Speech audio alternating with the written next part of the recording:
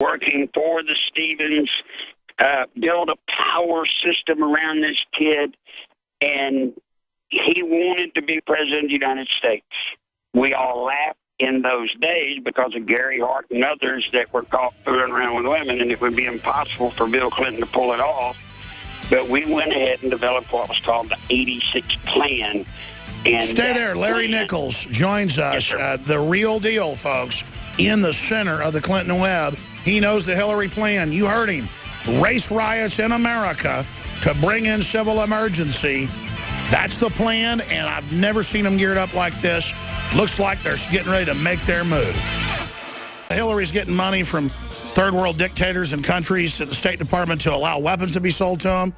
Totally illegal on its face. Doesn't get in trouble. Bill Clinton, quote, brushes it off. Settles cases for raping women in settlements, brushes it off. Feminists say it's great. This is a short segment, long segment coming up with Larry Nichols. Jakari Jackson's here riding shotgun with us today. Pop in anytime you want, Jakari, with any questions or comments for Larry Nichols. We're going to have Larry back on next week if he can do it for a full hour, just so we can get into the whole history of it with Hillary coming up. We already had him scheduled from last week. But in this short segment, you were getting into the beginning of it and putting Bill Clinton in there, and he wanted to be president. And then we'll finish up with that in this segment. Next segment, what Hillary will do once she gets in power. Because it's clear, it's not just trying to start a race war. They're trying to start a war with Russia. They've overthrown Ukraine. They've turned ISIS loose. They're so bold. They're so bold. It's like they're going for broke around the world, not just domestically, Larry Nichols.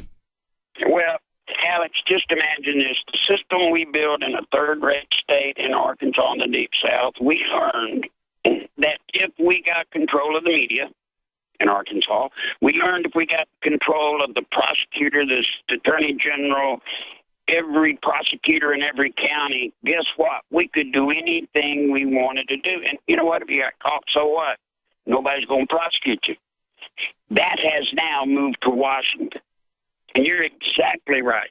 I get so fed up with people saying, oh, this, that, and the other. Hey, this is about global power. I mean, look what they're doing. They're destroying the Middle East. I know we all say it's Obama, and it is. But remember, these people have certain goals they want, and they're going to get them. And the reason Alex, I think, can testify to it, because I told him years ago, 20-something years ago, of the goals that they were going to accomplish, and here they are. It's not an accident. It's not. Break down some of their goals, what they want, who they work for, where they're going. Well, right now, what they want is to get absolute control of government. Because once you control government, you make the rules. The next thing they want to do, they want to move us into full-bore communism. It can kind of tickle. It's not funny, but here you got old Bernie Sanders, a socialist, running against Hillary. Nobody will tell the truth. You got a socialist against a communist. They want us to become a communist society. Then they want to take the Middle East. Why? Because if you can destabilize the Middle East, Alex, now the Clintons knew this 20 years ago. If you could destabilize the Middle East, you know what you do? You got the keys to the world. You got the keys. And so all of this is moving that way. And Hillary, may I make a prediction? Number one, Jeb Bush going to be the Republican nomination for president for the Republicans, and Hillary's going to be the next president unless, Alex, you, buddy, get on a bolt of lightning and somehow can get the Tea Party to rise up together and stop it. Well, that's why they're targeting the Tea Party, the Liberty Movement, with false charges, setups. Dinesh D'Souza just got out of prison after 9 months. Right. I mean, it really is scary, the tactics they're using. It is. And the problem is, Alex, they've got the media. They've got the money. They got all these people, Karl Rove, Mitch McConnell, John Boehner. They've got all these people playing all these little games, acting all these good guy, bad guy things. And we don't have a gathering place. We don't have a central place to galvanize us and to be able to point out what's coming before it comes.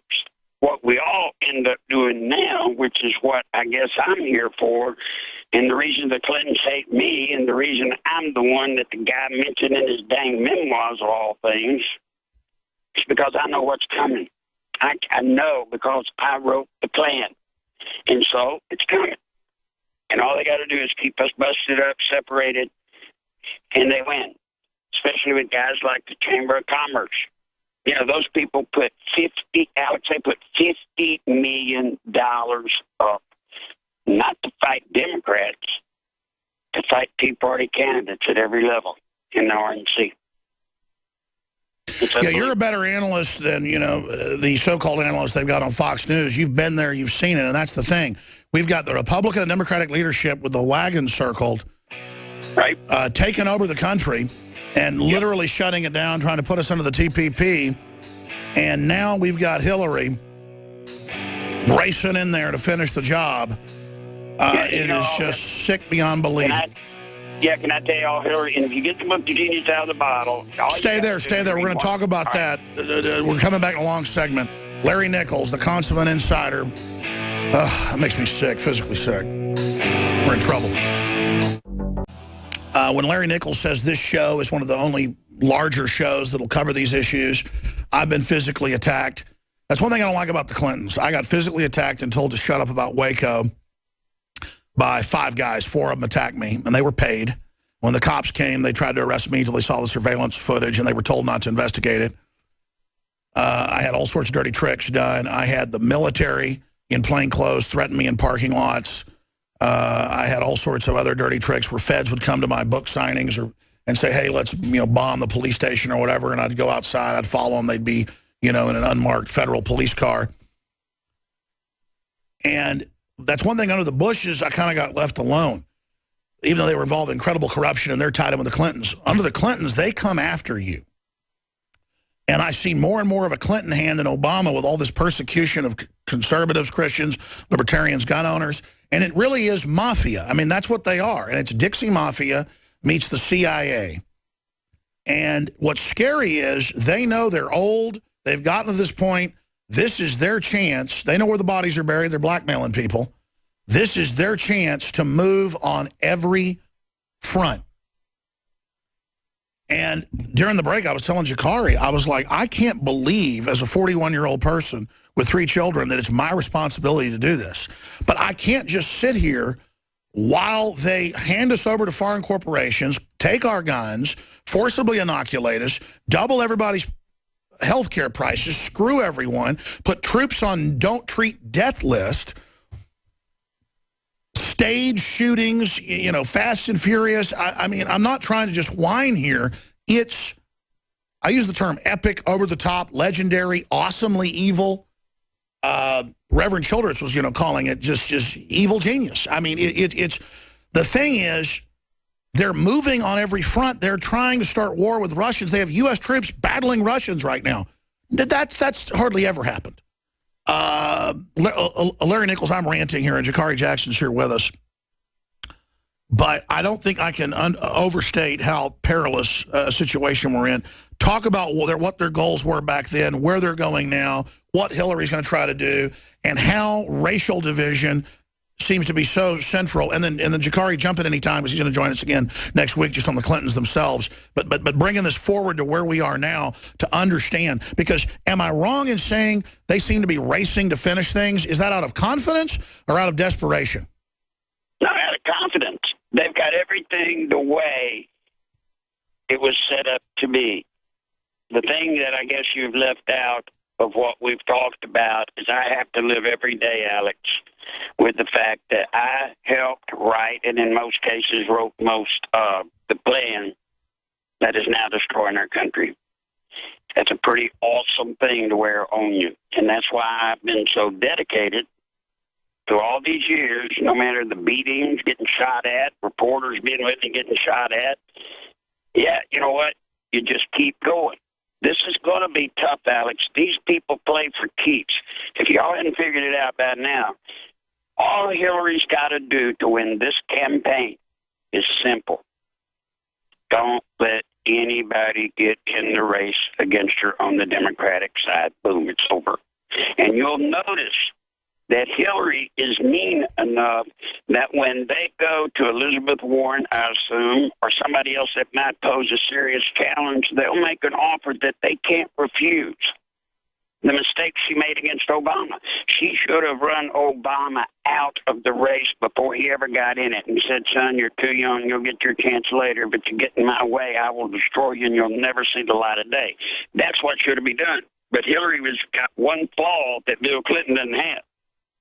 She is obesely arrogant, hates me, and she just hates doing anything except the way she wanted it. But she's not making that mistake this time. All Hillary's got to do, y'all watch, just keep anybody credible from getting in on the Democratic side against her. And she wins the race. All she's got to do is the other thing that we learned and we used every day, Alex. How do you win an election? Number one, you control your opposition.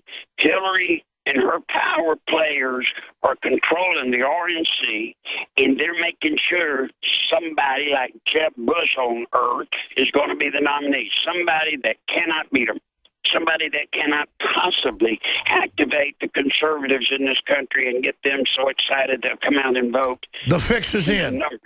The fix is in. Yep. Now, not to mention, good heavens, folks, you have never even seen anybody that's rigged as many voting machines as I have. You've never seen anybody on your earth that has ever had as many dead people make contributions and vote as I have.